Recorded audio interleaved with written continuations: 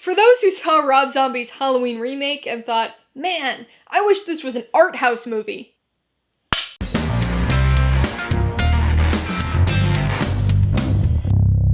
Hey everybody, welcome to Mainely Movies. As part of the 2021 edition of my 13 Nights of Halloween series, today I'm going to be talking about the 2009 slasher sequel, Halloween 2.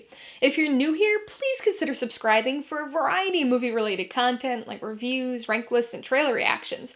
All my reviews include a breakdown of the pros and cons, my rating, and some tailored film recommendations, so be sure to watch through to the end of this video for all that extra content. Halloween 2 stars Scout Taylor-Compton, Malcolm McDowell, and Tyler Mane, and was directed by Rob Zombie. 2 years after the events of Michael Myers' murderous Halloween rampage, this movie focuses on Laurie, Michael, and Loomis as they each deal with the negativity imprinted on them from their ordeal. A hair over 30 years after the original film was released, the Halloween franchise finally made its way into double digits. And this 10th movie is quite the way to celebrate this milestone. It's our second Halloween 2 in the franchise, but this is a sequel to the remake rather than a remake of the sequel. The opening 20 minutes might initially convince you otherwise, but don't be fooled. This film is certainly a creation unto itself. Aside from its immediate predecessor, Halloween 2 is completely unlike any other film in the franchise, and for good reason. A large part of what makes this film so different is that Rob Zombie had free reign to do whatever he wanted here. Watching Halloween 2007, it's hard to imagine that there was all that much interference, but here, the sky was definitely the limit, without even the structure of the original film to guide it. Unfortunately, without those bumpers up, Halloween 2 is a gutterball. I've never been the biggest fan of the original Halloween 2, but this movie had me wishing it was a remake of a sequel rather than an original sequel to the remake. With complete freedom over the story, tone, and style, Rob Zombie crafts something that's not only aggressively unpleasant, but also mundane. Let's start by focusing on the style. Much of what Zombie brought to the 2007 remake of Halloween is once again seen here. It's ultra grimy looking, incredibly mean-spirited, and saturated with excessive violence. In fact, the violence gets ratcheted up here, even beyond the high levels of its predecessor. I don't mind violence and gore in horror movies. I could watch Saw movies and slashers all day long. But this is something different. It's not entertainment. It revels in the ugliness of its violence, lingering on the nastiness, both physical and tonal. It takes great pleasure in making you uncomfortable just for the sake of it. Everything here seems like it's taken 5 steps too far, just to be as grotesque as possible. Even Michael Myers seems to revel in the art of the overkill here, not just murdering his victims, but absolutely butchering them. Speaking of art, Halloween 2 adds something a little bizarre into its stylistic mix. In addition to Rob Zombie's signature gruesome and vulgar style, we also get jarringly intercut artistic flourishes. Throughout the film, we see Myers' hallucinations of his younger self and his dead mother. At least they seem like hallucinations, but given the shared nature of some of the visions, the film doesn't discount the possibility that there's an unexplained supernatural origin at play. In either case, these visions consist of angelic, bright white forms, complete with surrounding halo-like glow, all periodically interspersed with sequences of horrific, graphic violence. Visually, the contrast is stark, but it's almost nonsensical when it comes to the story and tone, creating this ridiculous attempted duality. It's basically a cross between a mean-spirited torture porn movie and an art house film. This is grind art house, and it's the cinematic equivalent of drinking a nice big glass of orange juice right after brushing your teeth. On the story side, this film is wildly unfocused, which makes it a slog to get through. The hospital sequence near the beginning is the only part of the film that feels like it has stakes of any sort, but as you'll see after you watch the film, that doesn't really amount to all that much. The rest of the once again overlong film cuts among 3 storylines. A nomadic, unmasked Michael Myers hallucinating and slaughtering his way across the countryside, Loomis being a bizarre and unpleasant womanizer profiting off the misery of others, and Laurie Strode dealing with the aftermath of her ordeal. Of the 3 storylines, Laurie's is the best and certainly had the most potential. As we had previously seen in H2O, and would later see in Halloween 2018, the subject of Laurie's PTSD is ripe for interesting examination.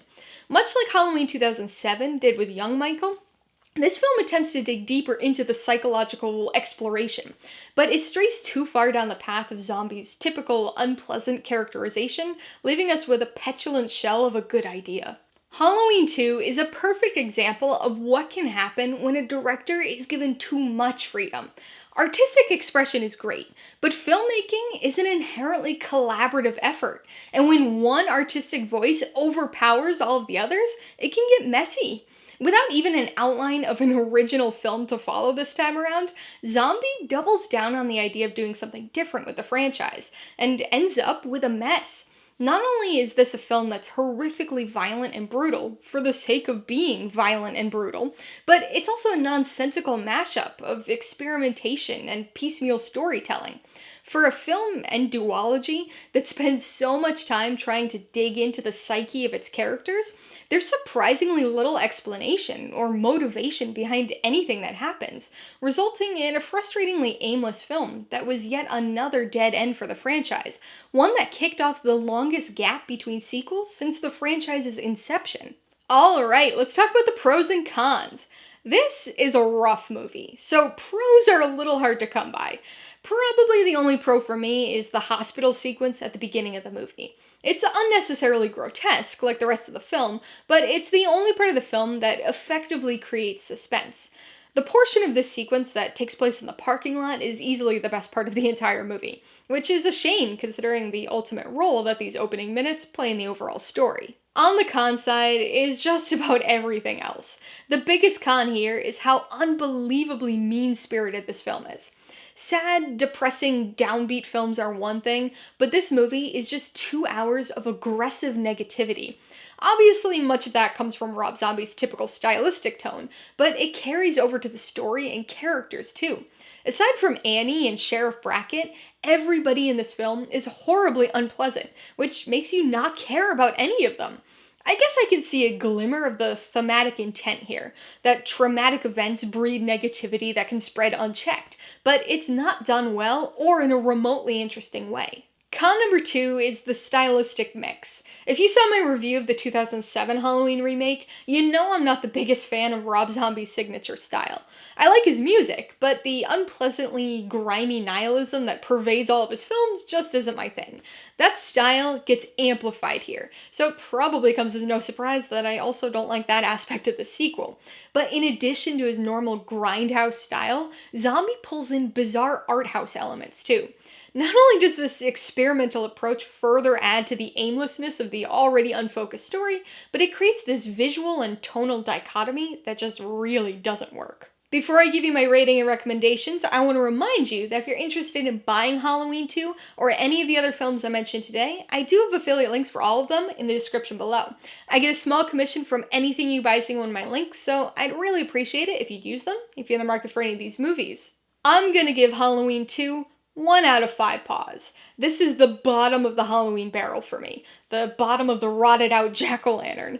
Like its immediate predecessor, it attempts to further explore the psyche of its characters, but completely buries any interesting possibilities in 2 hours worth of gore, mean-spirited negativity, and painful art house flourishes. I would recommend Halloween 2 only to people who were big fans of Rob Zombie's 2007 Halloween remake. And even among those fans, I don't think most people will particularly enjoy this one.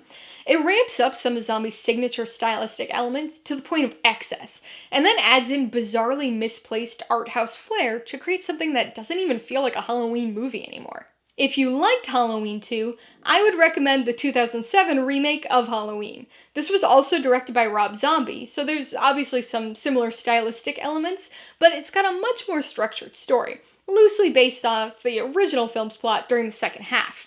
If you're interested in the idea of Laurie Strode dealing with PTSD, you should check out Halloween 2018.